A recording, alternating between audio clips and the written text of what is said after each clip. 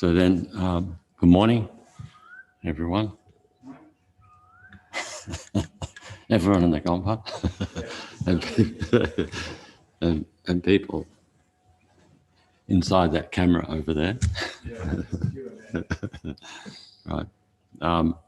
So again, we're doing the morning meditation.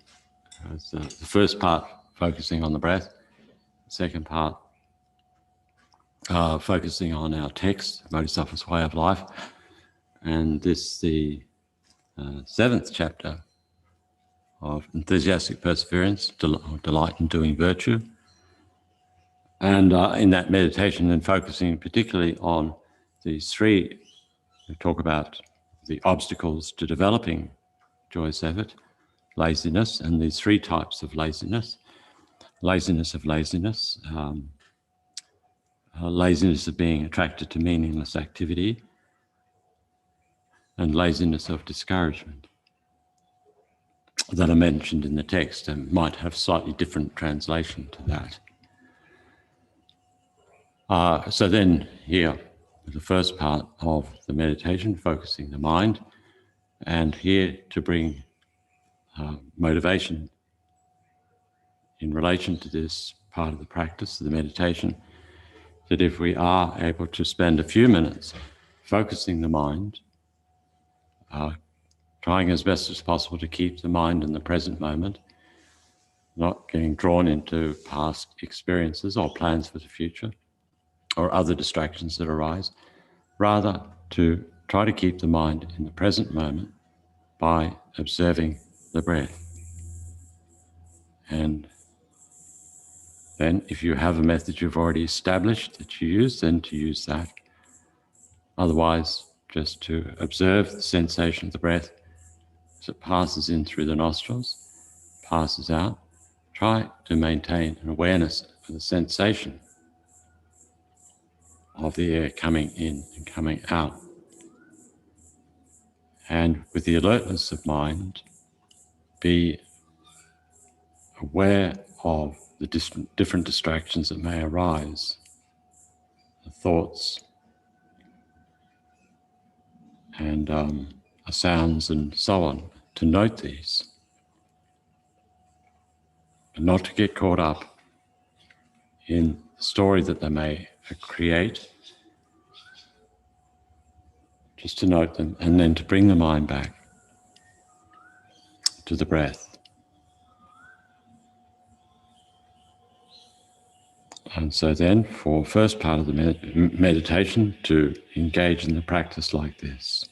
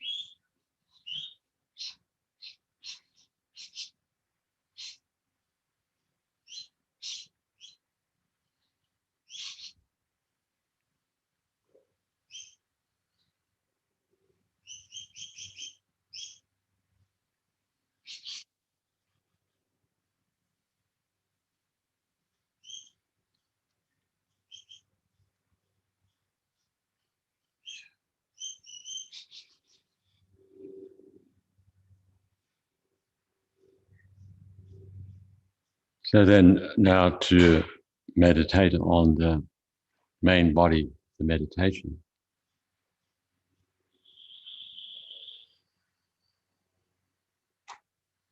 And here it's to focus on these obstacles to developing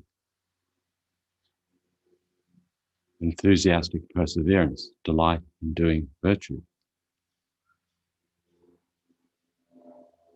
And so described are these three types of laziness. The first one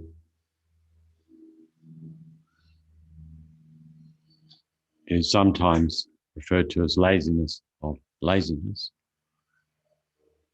or laziness of indolence,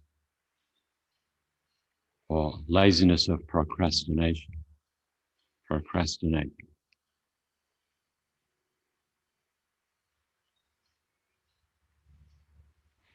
And the second type of laziness is the laziness of being attracted to meaningless activity.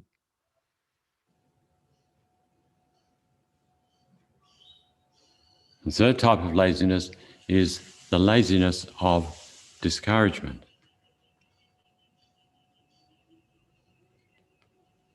So it can be worthwhile really reflecting about those three, just even to embrace or open to the idea that when we're using the word laziness in Buddhism, we're not just referring to the first one, which would be what we would normally relate to when we use the word laziness in the English language. Laziness, of really not doing much at all.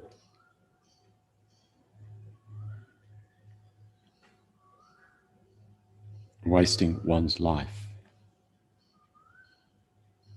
But the meaning in Buddhism is a far greater range of understanding, a far greater scope of concept, understanding. And then it can be really worthwhile we reflect on that to help to understand more and more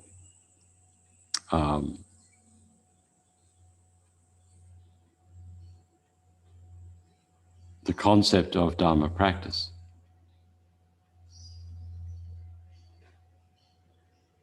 And how it is we should avoid wasting our life and not engaging in Dharma practice. So then, the second type of laziness is the laziness of being attracted to meaningless activity. So really what constitutes, when you're talking about meaningless activity, is not necessarily the activity itself, but is more to do with the mind that is engaging in that activity. If the mind is strongly conditioned by the afflictions, especially attachment, energy, you're engaged in that out of attachment to material gain or whatever, other afflictions as well, then this is seen to be a form of laziness because you're not making use of your human life. You should have an understanding of the value of the human life already, and to know that you're not honoring the human life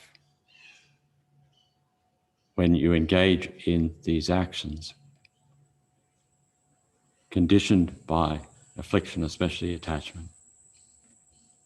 You've become lazy.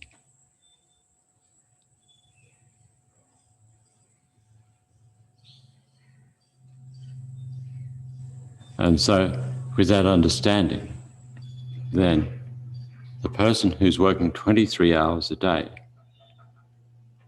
for the sake of merely earning more and more money would be categorized as being lazy. Whereas the person who's really not doing too much appearance-wise with their life, physically, looking like just hanging out, but if the mind is focused on Dharma practice, this is not laziness of meaningless activity, but being attracted to meaningless activity.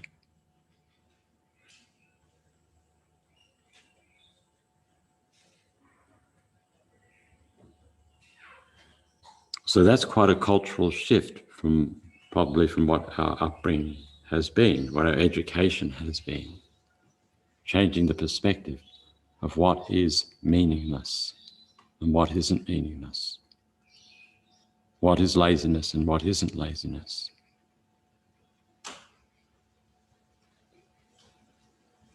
A third type of laziness is laziness of discouragement. And then that increases the range of understanding, extends the range of understanding of what laziness embraces. So here we are including the idea that I'm not capable, I'm hopeless. Whatever I try, I fail. I'm essentially worthless or not able to practice Dharma. Whatever. Buying into mistaken understanding.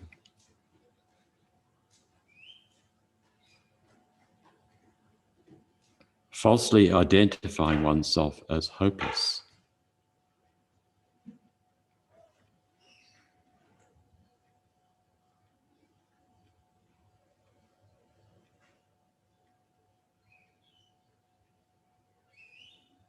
So this is important also because when we buy into this, we've probably all got a tendency at different times to do this. When we buy into this, at that time we believe what we're saying or understanding.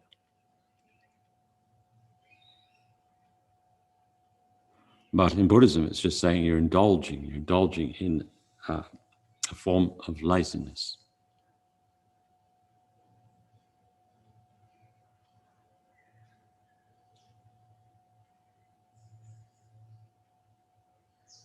Because we have Buddha nature. We all have the potential to attain the state of enlightenment.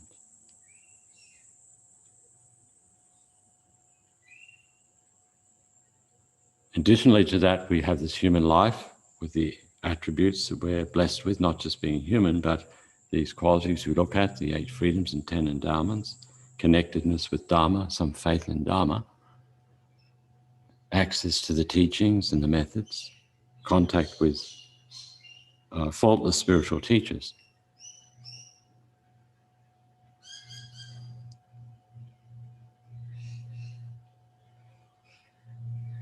So then, that last one is unnecessary indulgence in something which is a mistaken understanding of oneself.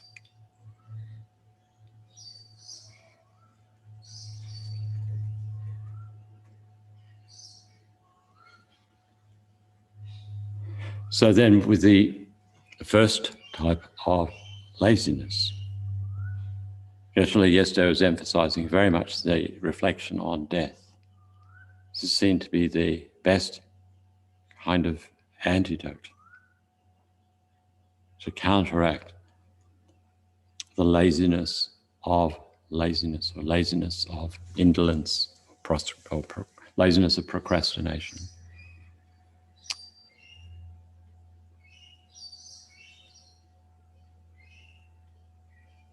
And then through the meditation on death, to allow to arise within oneself a wholesome fear that we may die having not used this life in a meaningful way, but die having not engaged in spiritual practice.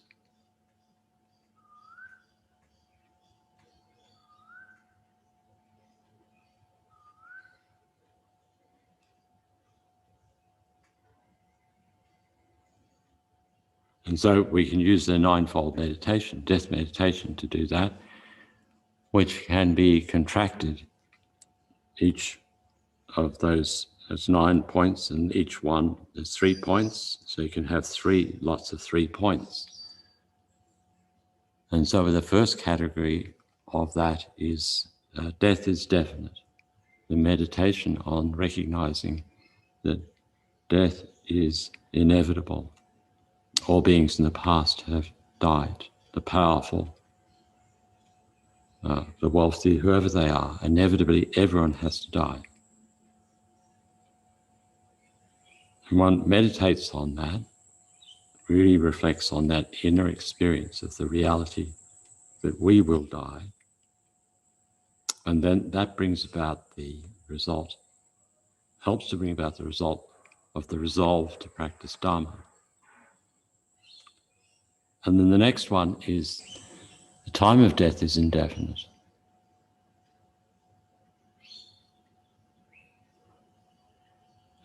It doesn't matter, you may have perfect health, you may be still young, but conditions come together through disease, accident, whatever, just even the minor prick of the body, a needle can bring about the death.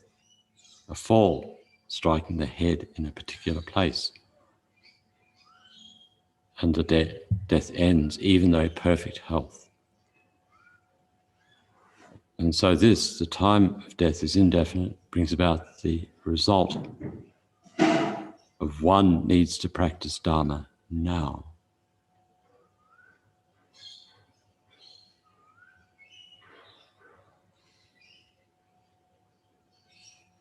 And the third aspect of these, or third point, is to ask the question, what helps at the death time?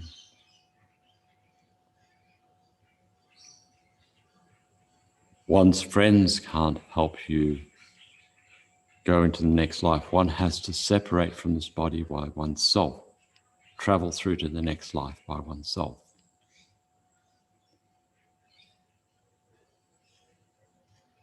One's possessions and wealth and so on have to separate from. They're not going to help us. The more we cling to it, the more we suffer. And one's body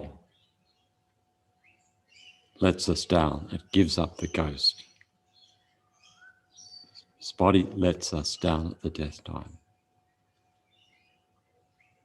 So the more that we understand this, body, friends, wealth, possessions don't help, the more our mind can be freed of the worldly dharmas, of craving after praise and reputation and money, pleasure, and so on.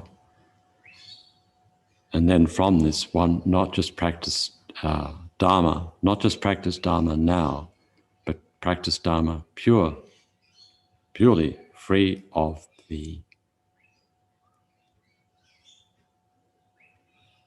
worldly dharmas.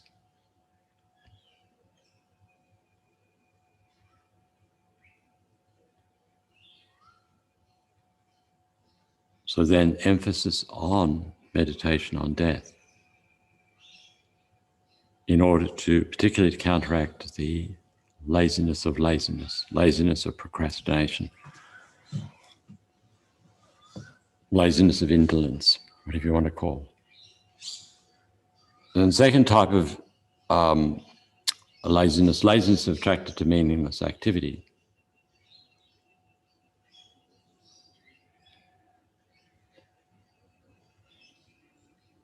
Being distracted away from the practice of Dharma on the basis of the disturbing states of mind, particularly attachment and so on, also meditation on death, impermanence helps, and also meditation very much on the recognition, the shortcomings of the afflictions and the creation of negative karma on the basis of this, and suffering that arises from engaging in meaningless activity.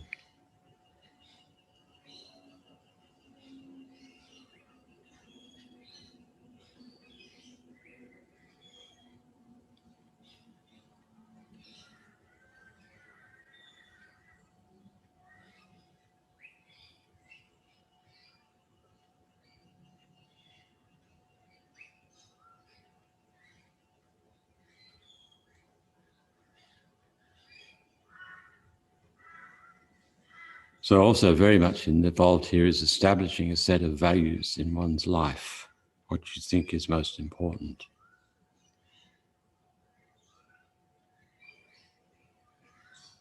A sort of moral compass that you keep coming back to.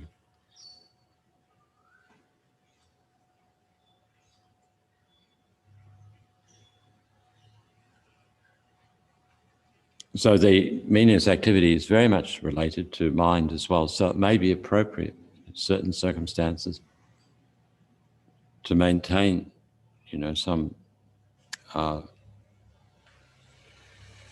level of harmony within oneself. That you spend some time watching TV or whatever, some other recreation, in order to help bring peace to the mind, in order to then engage afterwards in meaningful activity.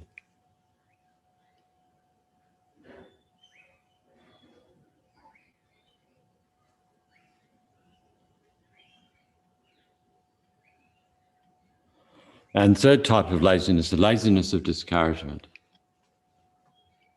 I guess also probably translated in different ways. Laziness is sensing one's own, feeling oneself as being hopeless, whatever.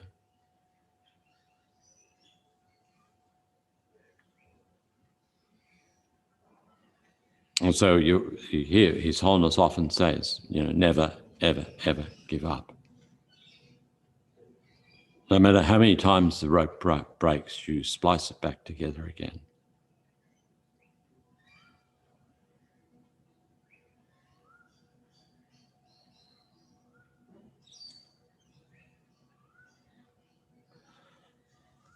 And so here, that a perspective that's holding, that we meditate on this idea, we have Buddha nature. If flies have the capacity to take rebirth and create the causes to attain enlightenment, then, what about us? In this circumstance, we have Buddha nature, we have very good conditions. It's human life.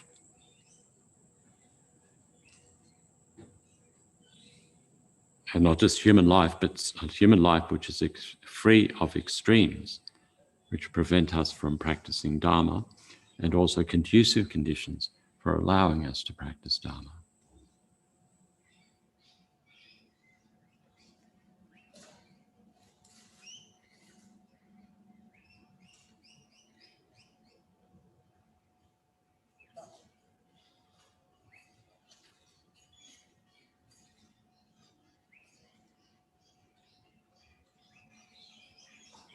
So important not to buy into that concept, a view that we create, that I am like this is the way I am be, this is how I am, I've got this from my mother, I've got this from my father, or these events took place at such a time in the past, and because of that, I can't change.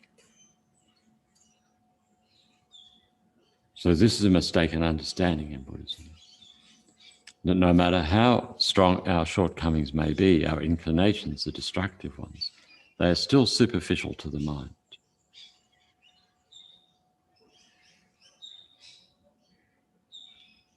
The Buddha was once an ordinary being and acted with afflictive behavior. But then, on the basis of eradicating the afflictions and cultivating the positive states of mind, attained the state of enlightenment. And that is the enduring message of the Buddha. It's the enduring message of His Holiness the Dalai Lama, Lama Zopa, Lama Yeshe, all the Lamas really. They never give up on us because they know, actually, even though we may give up on us, they can see we have the potential, each of us have the potential to become an enlightened being.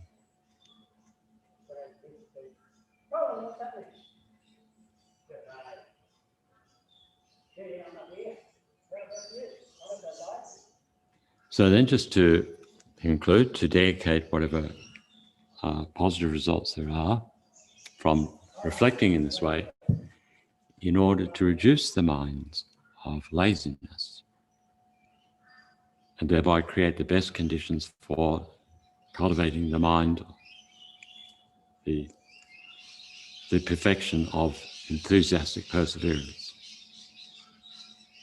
delight in doing virtue, and thereby create the causes for lasting happiness for oneself and for others.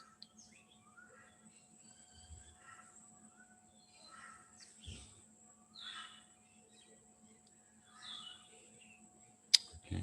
So, thank you.